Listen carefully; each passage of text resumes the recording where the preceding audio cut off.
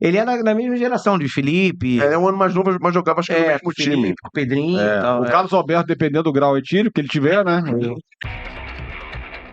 Então, e aí o que acontece? O Rock Bola tinha isso legal, nós conversamos sobre isso, porque a gente assumia logo o clube, porque a gente era clubista mesmo, então a gente. Acho que isso conquistou a galera, porque, sabe, você olha pra TV, você vai ver. Um comentarista, um narrador, o cara, porra, aquele cara torce pra aquele time, mas ele fica na dele. Fala, pô, melhor não assumir, porque, pô, vão achar que. Até hoje ainda tem esse papo.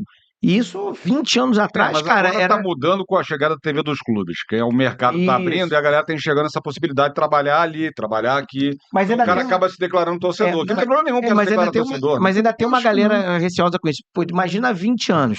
Então, assim, a gente chegou falando, pô, não, um é Vasco, esse aqui é Botafogo, esse é Fluminense, Flamengo e tal. E vamos nessa. E o rádio sempre deu mais liberdade do que a TV, né? Sim. Sempre o rádio ele era sempre mais aberto a você falar algumas coisas que na TV.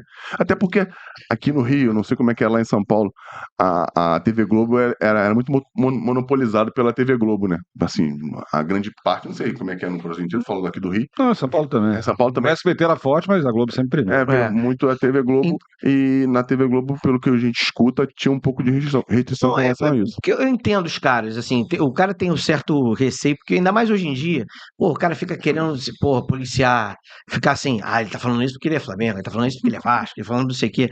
Porra, e às vezes não, na maioria, na enorme maioria das vezes, não tem nada a ver, o cara é um ótimo profissional, caramba, porque jogaram num time, porque jogaram em outro. Isso, o cara, pô, tá falando. Então, poucos conseguem, assim, tu fala, por exemplo, o Pedrinho, que eu acho que é uma unanimidade, a galera já conseguiu, pô, desassociar ele do cara que jogou no Vasco há maior tempo, que é vascaíno, caramba, porque você fala, pô, o cara é bom comentarista. Mas normalmente fica aquela coisa, pô, o fulano tá torcendo pra esse, não, agora ele tá falando, mas. Então eu entendo. Mas eu acho mais honesto o cara declarar o time. Eu também acho. O Pedro fala. Não tem problema nenhum, cara. O Léo sempre falou, o Roger poderia falar que é Flamengo. Olha, ele começou no Flamengo. Ele começou no sabe disso? Ele jogou salão no Vasco. Jogou salão no Vasco. Mas campo foi no Flamengo. Campo foi no Flamengo. Aí ele sai pro Flamengo. Ele sai do salão. Ele é da mesma geração de Felipe. É um ano mais novo, mas jogava acho que no mesmo time. Pedrinho e tal. O Carlos Alberto, dependendo do grau etílico que ele tiver, né? Ele é Botafogo, ele escolhe qual time ele vai ser, né? Só pra ficar bem. Ali ele faz uma. Não, ele é gente boa pra caramba. Não, é absurdo. Ele faz uma brincadeira legal com os quatro grandes. Né? Ele, pô, cara, um é amante, outro, e o Flamengo é a mulher que ele nunca pegou. Sempre quem.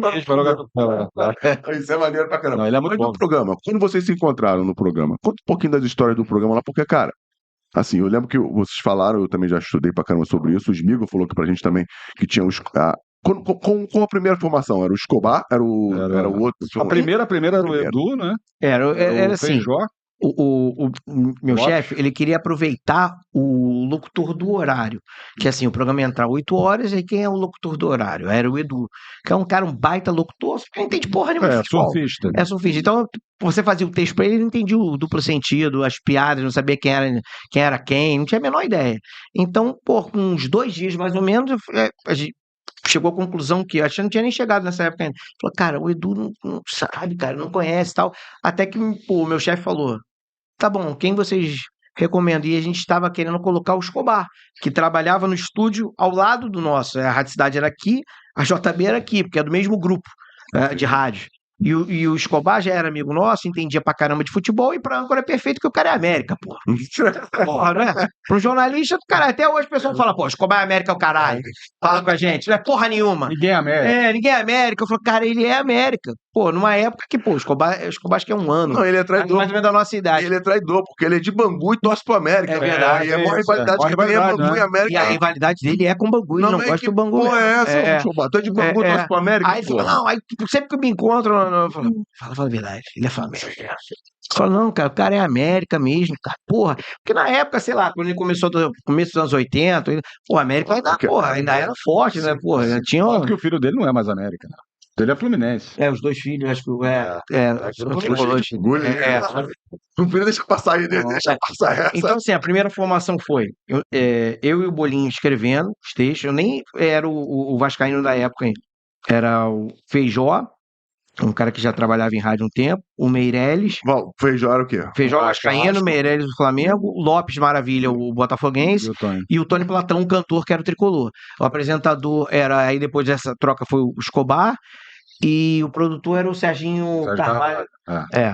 E aí foi essa formação até o meio do ano, mais ou menos. Uns 5 meses. Sendo que nesse período, por exemplo, não tinha grana, não tinha nada.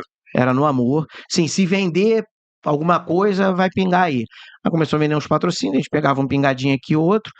E vocês tinham conseguido patrocínio pro programa ou os caras tinham conseguido? Não, a gente nunca teve esse dom de venda. Sempre foi uma merda vender até os caras vendiam na época que rádio, você fazia um plano de mídia desses caras de mídia aí, era TV, logo depois rádio.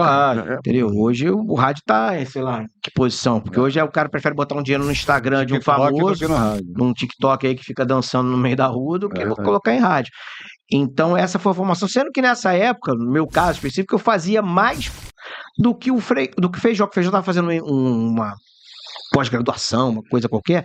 Então, assim, numa semana eu fazia 3 dias, ele fazia 2. Aí acabou que depois de um tempo, logo depois que acabou a Copa do Mundo, do 2002, aí eu fiquei direto no programa. O meu chefe falou, cara, se você não vem, o cara faz mais do que você, e eu já estava fazendo muito mais, e acabou que...